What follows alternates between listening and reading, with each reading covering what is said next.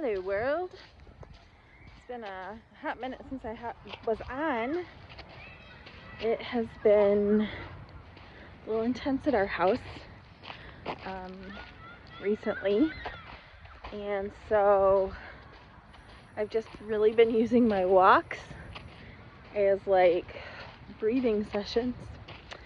So I'm about to do the same now. I'm on my way into the woods, which is where I find the most peace. But I wanted to hop on. First of all, failure. I am failing 100% at the 100 miles in April. 16 miles in the first week, which is like not bad. Like, it's not like a horribly low amount to have walked in a week, but it's not on par for getting me to 100 miles in 30 days. So today I'll be walking a marathon to try to I'm just kidding. But I really would need to. I'm just gonna do the best I can. That's all we can do, right? Like, just keep moving, keep doing. Oh, I listened to a podcast yesterday with Savannah Guthrie about stuff her mom had taught her through the years and all these things, and I'm trying to think of her exact quote. It was something like, you wake up,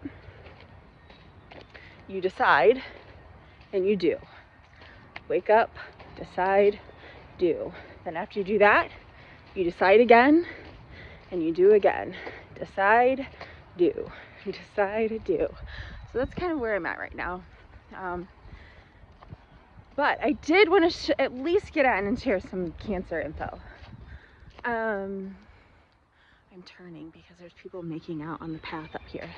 Good gravy. People are trying to go for walks in the woods.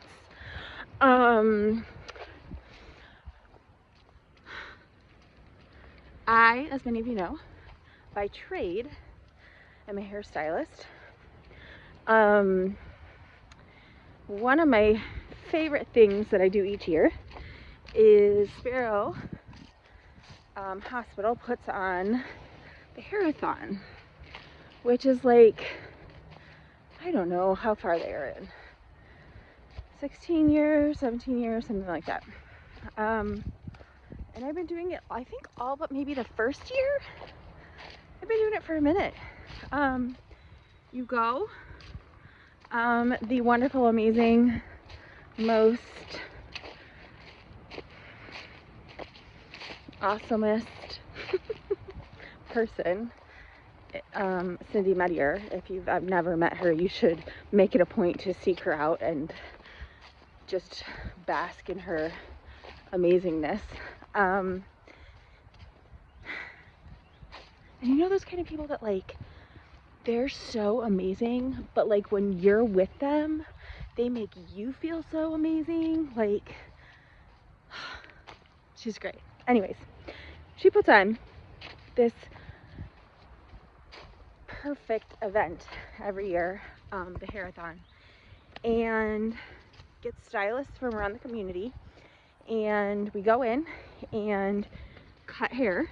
People, you sign up, or you can do walk-ins, and you come in and we cut hair for the majority that we like to cut for is Maggie's Wigs for Kids, but we also do another organization called Children with Hair Loss. Now, I'll like tag them in this so you can see why we picked them. Here's the main thing. This for many years in the salon was a huge thing too. Like, if people wanted to come in and get their hair cut. Everyone has heard of Locks for Love, right? And I'm not saying Locks for Love is some horrible organization. I'm not saying that. They do wigs for people that are going through cancer or any form of alopecia. They do that.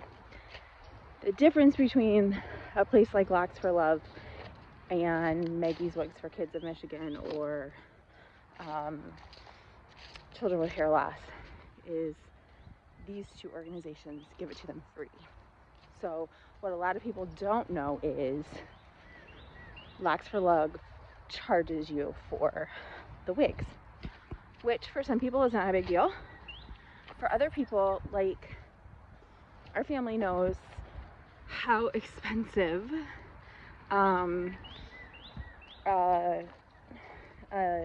chronic illness can be, how taxing it can be.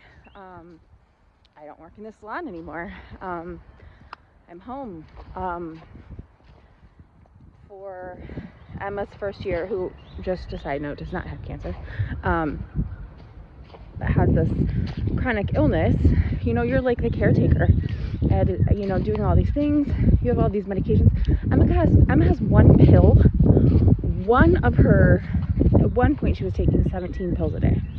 She's down now, but one of her pills is $3,000 a month. One of the pills. Like, so like, she takes like 10 different ones. Like, it's insanity. So, charging for a wig, for me, is a no-go. Ooh, I'm up on these kids again. They're kids, they have backpacks. They should be in school. Oh, bad kids. Oh.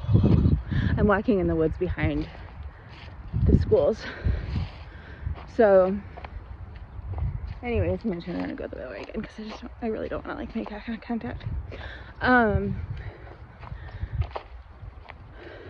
just have a really big problem with charging when you can do things for free.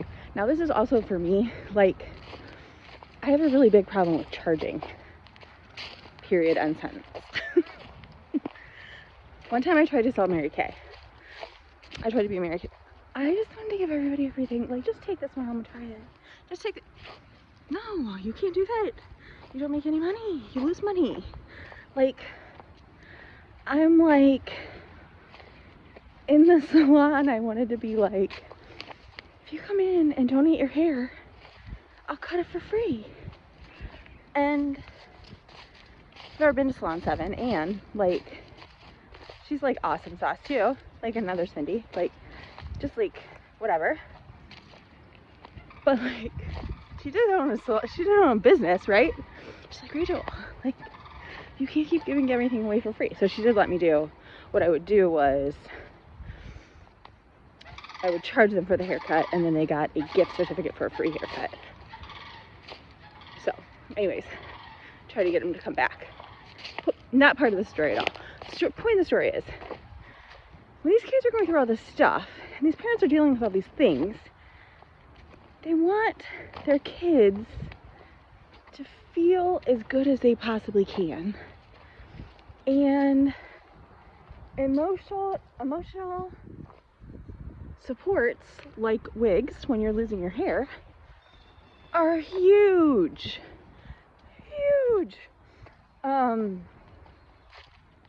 So to not be able to do that for somebody because they can't afford it, oh, it breaks my heart. So if ever you would like to do a hair donation, you can even do it with gray hair, because they do wigs for all ages. Children with hair loss takes gray hair and color treated hair. And you can, if you go onto their websites, which I'm gonna like put on here, it tells you of places where you can go, salons that will cut and give you the information and get you set up with doing that. So I highly recommend, like, just really looking into where you're trying to support to make sure that it's like a fantastic cause. and that they're using either your money or your goods. Like if you're getting 12 inches of your hair cut off, okay, as a woman, that's like, that's emotionally like draining, right? You want to make sure that that is going to like the best possible place. So that is why I'm happy to donate a couple hours of my time every year to go and cut hair so that these kids can just feel good. Watching Emma, so she was on methotrexate, which is used for chemotherapy. It is chemotherapy. But again, she did not have cancer. She did lose hair. Now, she was on a minuscule amount compared to the amount that you would get if you were a child with cancer. So though she lost hair, she did not go bald. But just losing that little bit of hair was horrifying to her and for her. And I can't even imagine what these kids go through when they're already going through all these other things and then they have to lose their hair too. Like, it's just incomprehensible to me. I just hope that, I just pray for these kids every day. I pray for research, I pray for funding, I pray for science. In the meantime, I cut hair and make sure that I give it to places where it will be most efficiently used and where they will feel the love. And I can guarantee you that will happen, especially at Maggie's Wigs for Kids of Michigan. On that note, as I'm like hiking up this gigantoid hill trying to talk to you, I remember that I am healthy, out here enjoying this wonderful weather. I am strong, even though I felt like I was going to die going up the hill, I didn't. And my God will take care of me. He'll take care of you too. Bye, friends.